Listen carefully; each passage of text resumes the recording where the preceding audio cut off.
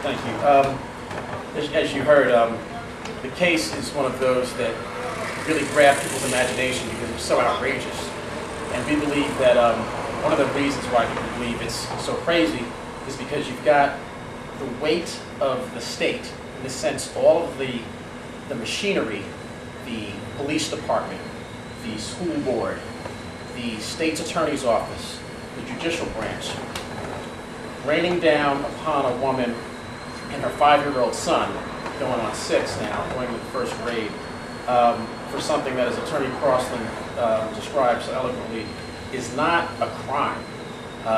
The state attempted to frame this as a crime in an overall effect of criminalizing so many behaviors that we see now, so that they can pull people in to the machinery of the prison industrial complex. So when you have someone who, as Attorney Crossland mentioned, might say, well, I live in this part of Stanford, but I know that they've got a special science program at the school on the other, middle school on the other side of town, so I'm going to just drop my kid off there and pick them up in the afternoon since the bus won't take them because that's not our district. There's a wink at that. The system at large winks at that. Nobody says anything. And then you multiply that hundreds of times, thousands of times, because this happens nationwide every day. You got people dropping their kids off at train stations and then getting back on the train to go to work. These are some of the stories that we've heard since we've been involved with this case. And we've seen that there's so much of a disparity because in Ms. McDowell's situation, she was truly chasing the American dream, if you think about it. You can't get any more clear than that. She's in a situation where she doesn't have a fixed address, okay? She's qualified as homeless.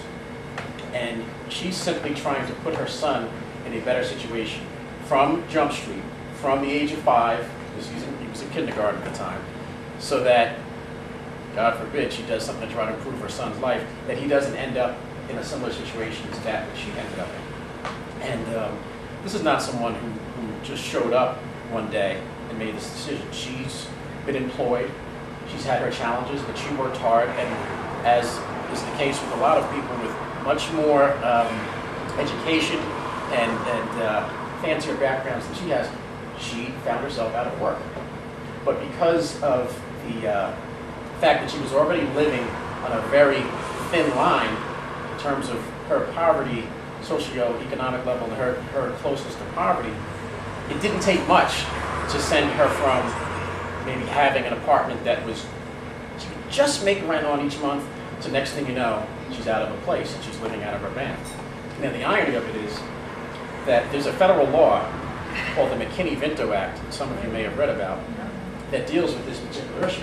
And it specifically states that if a parent is homeless and they have a child, that the child is permitted to attend school wherever their homeless situation is occurring. So to make it really graphic, if you decide all of a sudden you're going to go out to California and you go to Hollywood and you don't make it, you end up in Ohio, somewhere in the middle of the country, and you pull your van into a Walmart parking lot, then your child has a right to attend the school in the same district as where that parking lot is, where your van is. And you may be doing whatever during the day to try to make your way, you know, trying to get a job or panhandling, whatever the case may be. But the idea is that this country has to live up to its promise of protecting the young and the vulnerable.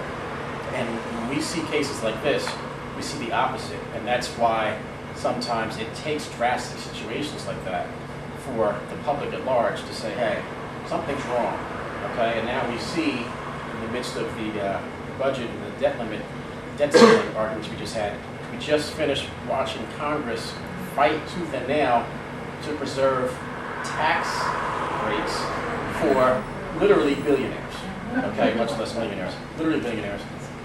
While someone like Ms. McDowell is sitting in jail at the York Correctional Facility in Niantic, while her son is being watched by her mother, okay? You've got him getting ready to start school in a couple of weeks, and she may not be there, and as Attorney Crossland mentioned, you know, that's something that the state may take lightly, but when you look at the backgrounds of people who end up in the judicial system, criminal justice system, so-called, a lot of that comes from the early stages of life. Okay? So we can't just naysay that. It's very important for bonding that the mother's with the child in the early stages. Just the same with the school years. She's already a single mother, trying to do what she can to care for her son. She didn't have the support of the father. So now you're going to add the fact that she's not even in the household. And the son, and this is something that we dealt with quite a bit in the early stages of the case, because we were talking with her so regularly about what she was hearing and what her son was dealing with. Her son actually came to her and said, "Mommy, the kids at school," this is meaning the Bridgeport school that he had to transfer to after he was removed from the Norwell school. The kids at school are saying that you tried to steal the school. And so that's how it came to him as a 5-year-old, right? So it's dirty business. Obviously, we're glad that folks are coming out en masse to show their support for Ms. McDowell. And we think that over time, sometimes things can die down, but with something like this, it's so drastic that I think whether it's the court dates that are going to come around, whether it's the school year starting, whether it's us making noise, whether it's making comparisons between this and the rest of the new Jim Crow, it's essential that we stay on this, because the old saying, it's they came for one person and nobody said anything, and then came for the other person and didn't say anything. Eventually they come for you. And if they can criminalize the American dream the way they have here, then obviously we're all in danger. So.